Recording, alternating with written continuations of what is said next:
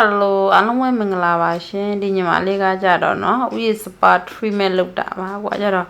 ခေါင်းလျှော်နေတာပေါ့เนาะအရှောက်နှိပ်နေတာပေါ့เนาะအရှောက်လေးအပူထွက်အောင်တော့နှိပ်ပေးတာပါရှင်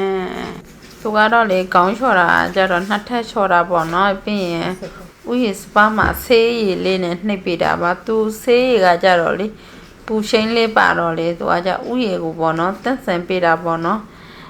ပူရှိန်လေးပါတဲ့တော့မလို့ဥယျာဉ်လေးတက်ဆက်ပေးတဲ့စပန်အကျွဲလေးတက်တာတဲ့ဘောင်းလေးတက်တာပါတယ်ရှင်ဒီရင်နဲ့ပြီးရင်မိနစ်20လောက်ပေါ့နော်နှိမ့်နေပေးရပါတယ်ဒီကကြတော့လေအမြုပ်လေးထွက်ပါတယ်သူကကြတော့လေ